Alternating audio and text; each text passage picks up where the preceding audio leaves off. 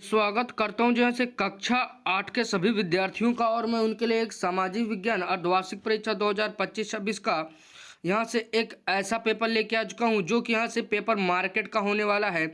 और इस पेपर का आपकी परीक्षा में जो है से आने का 100% चांस हो जाता है, क्योंकि यह पेपर एक प्रकार का मार्केट का पेपर है। और आपके विद्यालय के प्रधानाचार्य जी जब मार्केट से इस पेपर को खरीद कर ला कर आपके विद्यालय में जब कराएंगे तो यही पेपर आपकी परीक्षा में 100% आ जाएगा। तो आप लोग निश्चिंत हो जाइए कि आपकी परीक्षा में वाले पेपर आएगा कि नहीं। तो मैं आपको 100% ये गारंटी दे सकता हूँ, क्योंकि मार्केट का पेपर ही ज़्यादातर विद्यालयों में आता है, वहीं से खरीद कर करा देते हैं। तो चलिए आज हम लोग इस प्रश्न पत्र का यहाँ पर हल देखते हैं, ताकि जब आपकी परीक्षा में आए तो आप एकदम यहाँ पर टॉप कर दें अपने क्लास में। तो यहाँ पर हम लोग इसका जब हम लोग यहाँ पर हल देखेंगे तो यहाँ पर ऊपर की तरफ हम लोग को यहाँ पर नाम और ऊपर की तरफ यहाँ पर हम लोग को ऊपर अनुक्रमांक दिया रहेगा।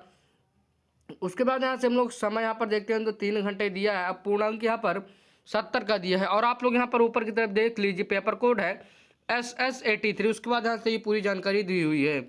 उसके बाद यहाँ से हम लोग जब आगे बढ़ेंगे तो यहाँ पर हम लोग देखते हैं कि ऊपर से नीचे की तरफ हम लोग यहाँ पर पूरा निर्देश दिया गया, तो आप लोग निर्देश को पढ़ लीजिएगा। इसके बाद यहाँ से हम लोग आगे बढ़ते हैं। यहाँ पर हम लोग थोड़े अब इन सभी प्रश्नों के यहाँ पर हल देखते हैं। यहाँ पर हमारा पहला प्रश्न बहुविकल्पी कह रहा है, भारतीय संविधान को कब लागू किया गया? तो हम लोग जानते हैं ए वाला ऑप्शन 15 अगस्त 1947 सही उत्तर हो जाएगा। उसके बाद प्रश्न संख्या 2 कह रहा है, पृथ्वी के सबसे बड़ा महाद्वीप कौन सा है? तो यहाँ पर हम लोग जानते हैं एशिया महाद्वीप, जो कि अपना महाद्वीप है। भारत का महाद्वीप जो एशिया में स्थित है, हम लोग जानते हैं। उसके बाद यहाँ से हमारा क्या है, भारत का धान का कटोरा किस राज्य को कहा जाता है? तो हम लोग जानते हैं कि इसका जो हमारा सही उत्तर हो जाएगा वो हमारा छत्तीसगढ़ को हम लोग भारत का यहाँ पर धान का कटोरा कहते हैं।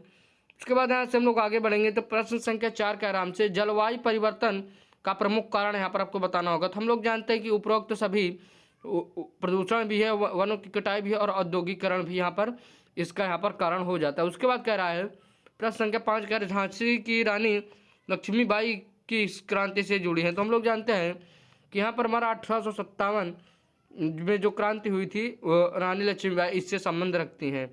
उसके बाद यहाँ से हम लोग आगे बढ़ते हैं। यहाँ पर हम लोग थोड़े लिखने वाले प्रश्नों की ओर बढ़ते हैं। तो यहाँ पर हम लोग देखते हैं कि खंड खास से हम लोग से यहाँ कुछ प्रश्न पूछा हुआ है।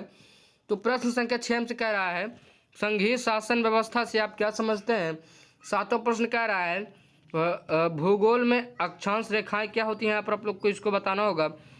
उसके बाद यहाँ से हम लोग देखते हैं तो कह रहा है कि जनगणना का क्या महत्व आप लोग को इसको बताना होगा। उसके बाद 9वां प्रश्न हमसे कह रहा है, पंचायती राज व्यवस्था की एक विशेषताएं आप लोग को लिखनी होगी। उसके बाद 10वां प्रश्न कह रहा है, भारतीय संविधान के 2 मौलिक कर्तव्य यहाँ पर आप लोग को बताने होंगे। उसके बाद खंड गाँव में जैसे हम लोग आ जाते हैं, यहाँ से हम लोग से कुछ और प्रश्न पूछा हुआ है। तो यहाँ से हम लोग से पहला 11वां प्रश्न कह रहा है, लोकतंत्र की कोई 3 विशेषताएं बताइए। उसके बाद 12वां प्रश्न कह रहा है, मानसून क्या है? भारत की कृषि पर इसका क्या प्रभाव है? यहाँ पर आप लोग को लिखकर बताना होगा।